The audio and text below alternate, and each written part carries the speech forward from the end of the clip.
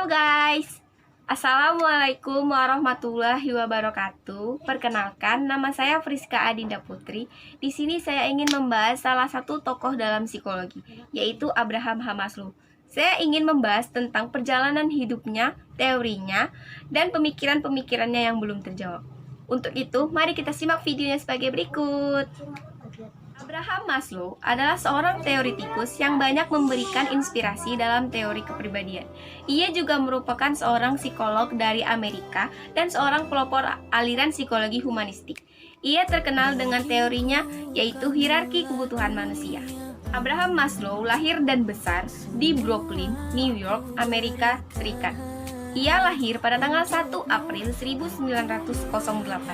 Ia merupakan anak sulung dari 7 bersaudara dan dianggap tidak stabil secara emosional oleh psikolog. Orang tua Maslow adalah imigran dari Rusia.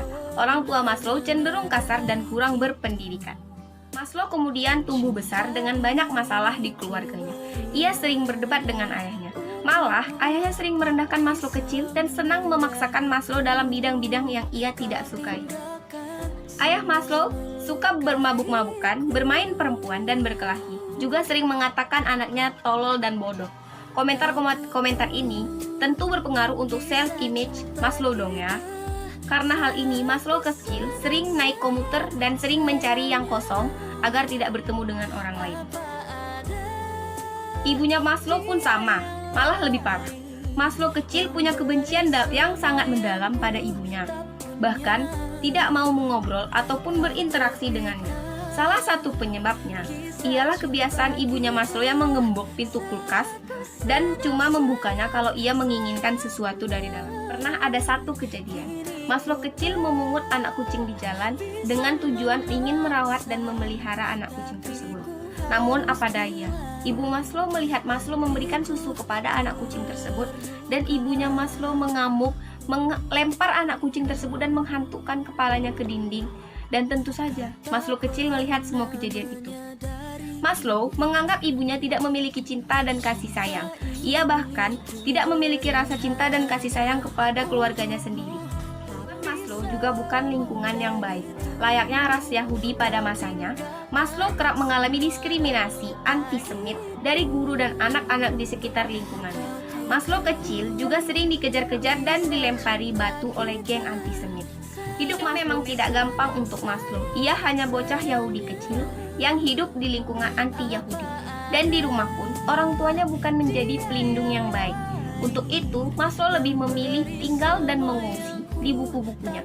Ia merasa nyaman ketika membaca buku. Untuk itu, ia banyak menghabiskan waktu di perpustakaan. Maslow juga tidak pernah berdamai dengan ibunya. Rasa benci itu terus tumbuh seiring bertambah dewasanya Maslow. Bahkan saat sudah mau jadi psikolog pun, Maslow tidak pernah mau datang ke pemakaman ibunya. Tapi Maslow sempat bertemu dan berdamai dengan ayahnya pada akhir hayat ayahnya. Mereka sempat menjalin hubungan yang bukan dekat namun cukup hangat untuk ukuran dua orang dewasa. Kemudian bersekolah di Boys High School, di salah satu SMA paling bagus di Brooklyn. Di sekolah ini, dia juga aktif di berbagai organisasi dan kerja sebagai editor Latin Magazine. Ia juga menjadi editor majalah di sekolah Principia. Saat muda, Maslow yakin kalau karakter sejati laki-laki adalah punya fisik yang kuat. Untuk itu, Maslow muda sering berolahraga dan angkat berat supaya ia kelihatan berotot. Namun, Maslow gagal untuk yang ini. Maslow kemudian kuliah di City College of New York. Ia mengambil studi ilmu hukum, namun hampir mengundurkan diri karena tidak menyukai. Pada tahun 1972, dia pindah kuliah ke Cornell, tetapi tidak betah juga karena biayanya yang mahal. Ia lalu menyelesaikan kuliahnya di City College dan melanjutkan kuliah di University of Wisconsin untuk mempelajari ilmu psikologi. 1982, ia menikahi sepupunya Bertha yang waktu itu masih SMA. Maslow dan Bertha kemudian mempunyai 2 anak, yaitu Anne dan Ellen. Maslow pernah bilang bahwa menikah dengan Bertha adalah titik baik hidupnya.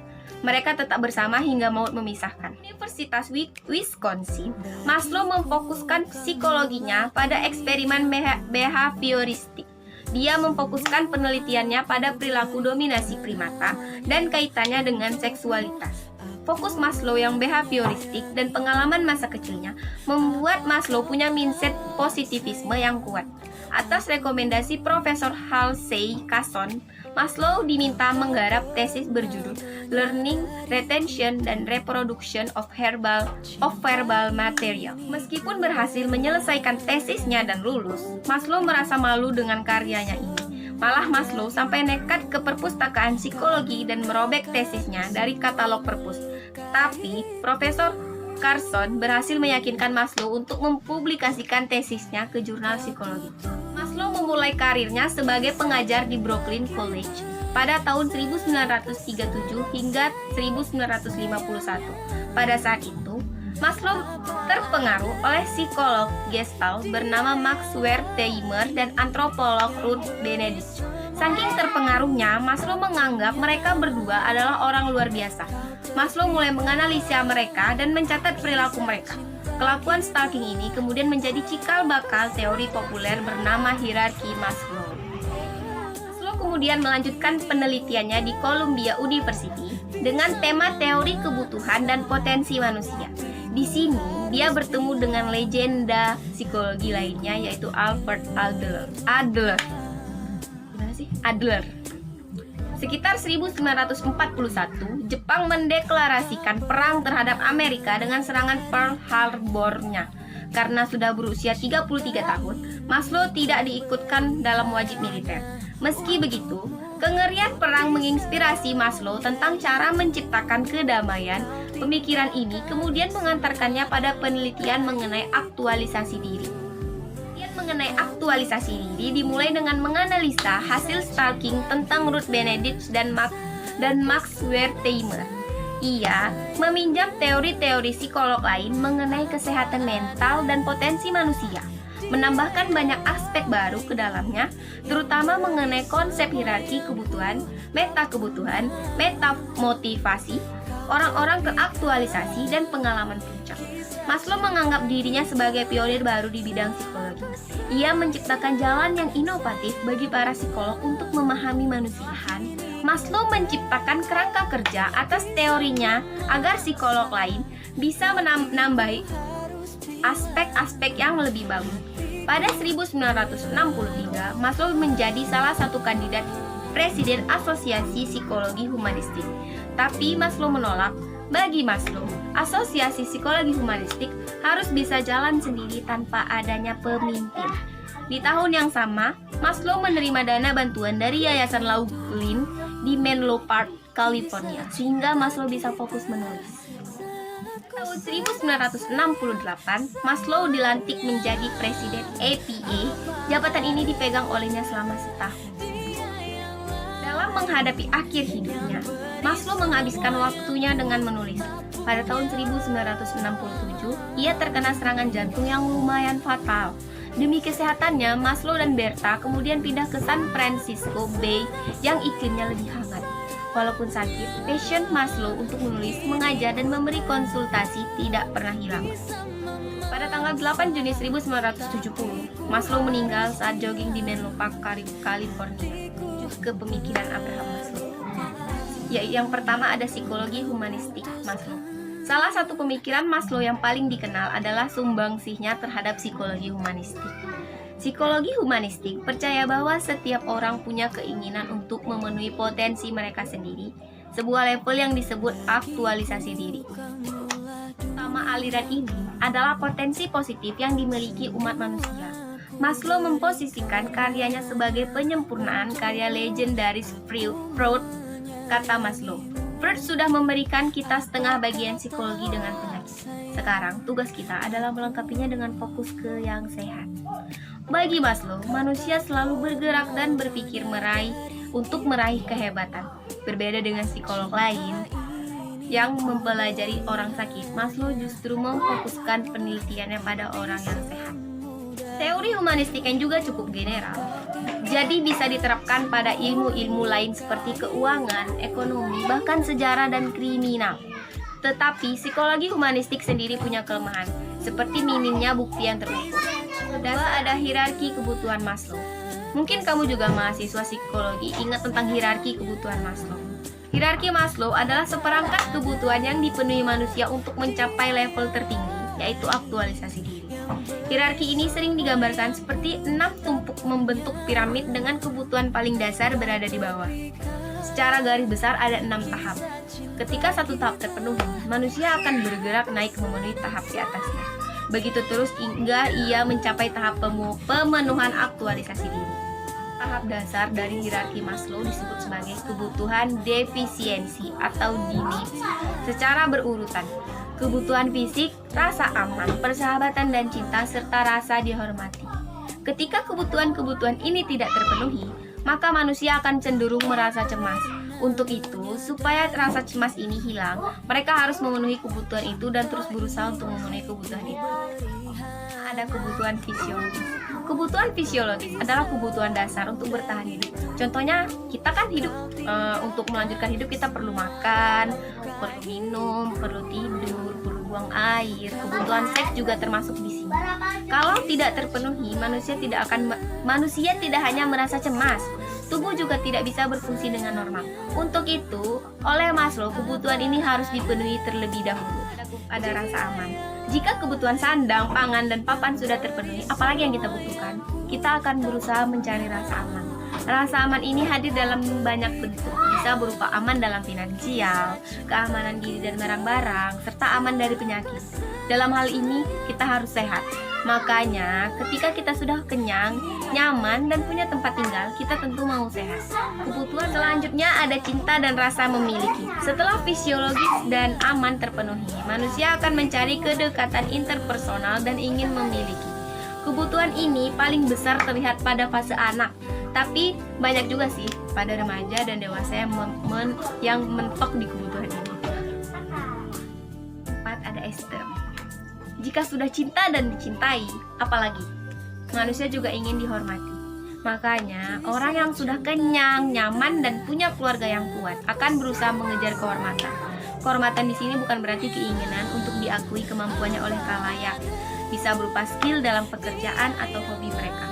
Kehormatan ini tidak hanya berasal dari luar, tapi juga dari dalam, yaitu self-esteem. Kalau self-esteemnya sudah rendah, biasanya susah melewati tingkatan ini. Selanjutnya ada self-actualization. Ketika semua kebutuhan sudah terpenuhi, maka apa lagi nih? Maka manusia akan memiliki kebutuhan untuk mengejar cita-citanya. Kebutuhan ini disebut sebagai aktualisasi diri. Ketika seseorang sudah membutuhkan aktualisasi diri, artinya ia sudah cukup cuek dengan kebutuhan yang lain. Selain mencapai potensi maksimalnya, kebutuhan aktualisasi diri ini berbeda-beda pada setiap orang. Ada yang ingin mengaktualisasi dirinya sebagai orang tua ideal, ada yang ingin mengaktualisasi dirinya sebagai pengajar di pelosok yang berusaha menjadi ibu bagi anak-anak yatim, ada yang menyebarkan ajaran agama, macam-macam deh. Tapi kesamaannya tidak ada hubungannya dengan uang dan kehormatan. Pada level aktualisasi diri, mengejar cita-cita sudah tidak ada urusannya dengan kekayaan apalagi kehormatan.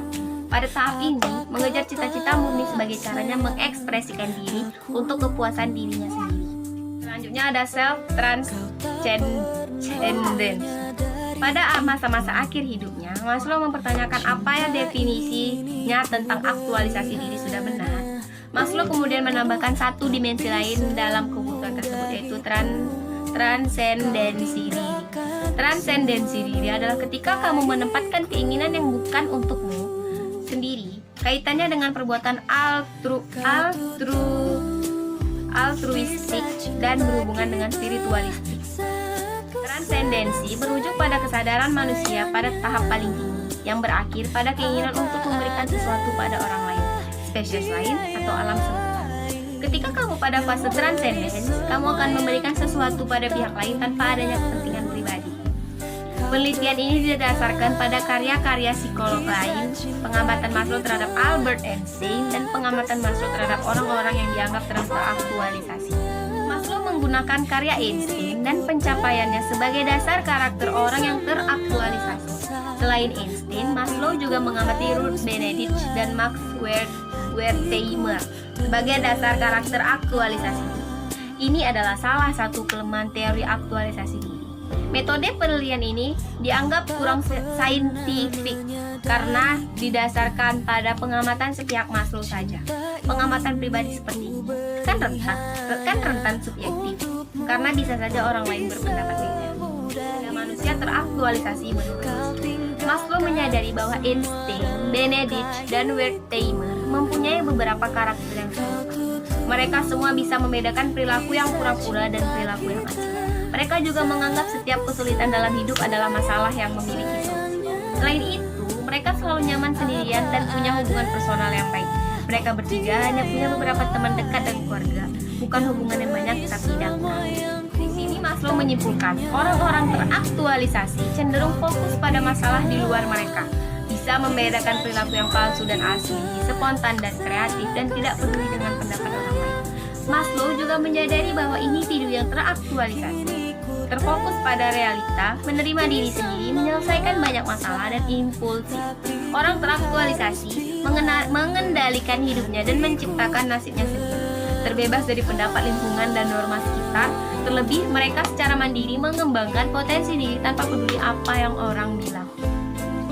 Karakter orang yang teraktualisasi versi Maslow yang lain yaitu yang pertama ada jujur, yang kedua punya kehendak berbuat baik yang kuat, yang ketiga mengejar keindahan dan kesempurnaan, yang keempat terorganisir dan terstruktur, yang kelima dikotomi atau percaya pada keterpisahan, tidak main pukul rata, jika A belum tentu B. Yang kelima ada penuh semangat, punya ide spontan. Yang keenam unik, yang ketujuh mempunyai keseimbangan, tidak lebih tidak kurang.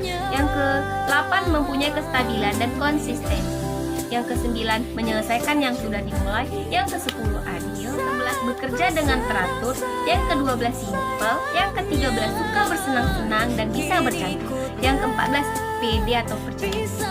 Selanjutnya ada pengalaman. Selain mampu memenuhi kebutuhan, Maslow menyatakan manusia yang ingin teraktualisasi harus mengalami momen luar biasa yang disebut pengalaman puncak. Pengalaman puncak ini adalah suatu momen ketika kamu merasakan cinta sejati atau kegembiraan, atau hal-hal yang lain yang membuat hidupmu lebih hidup. Momen ini juga membuatmu mengerti apa itu kebenaran, keadilan, harmoni, dan kebaikan. Singkatnya nih, suatu pengalaman hebat yang mengubah kamu jadi lebih mengerti makna hidup. Orang yang teraktualisasi akan mengalami banyak pengalaman puncak dalam hidupnya. Pengalaman-pengalaman ini membuat orang yang teraktualisasi semakin menyadari potensinya dan mengembangkan pribadinya ke tahap yang lebih tinggi. Selanjutnya ada metamotivasi. Karya berikutnya dari Maslow adalah metamotivasi. Metamotivasi adalah motivasi seseorang untuk berkembang mencapai potensi penuhnya. Maslow percaya bahwa pasti ada perbedaan antara motivasi seseorang yang belum teraktualisasi dan yang sudah. Soalnya nih, karakter orang yang teraktualisasi itu beda, cara berpikir dan bertindaknya beda juga. Maka menurut Maslow, motivasi dibalik semuanya pasti beda. Seperti yang sudah dibahas tadi, motivasi dasar orang kan ada 4. Yang pertama fisiologis, rasa aman, dimiliki dan dihargai. Ketika semua kebutuhan dasar telah terpenuhi, maka orang tersebut akan mencapai tahap lain, yaitu motivasi untuk bertumbuh. Motivasi untuk bertumbuh ini dinamakan metamotivasi. Metamotivasilah menurut Maslow yang membedakan semua itu. Pendorong ini baru muncul ketika 4 kebutuhan dasar telah terpuaskan.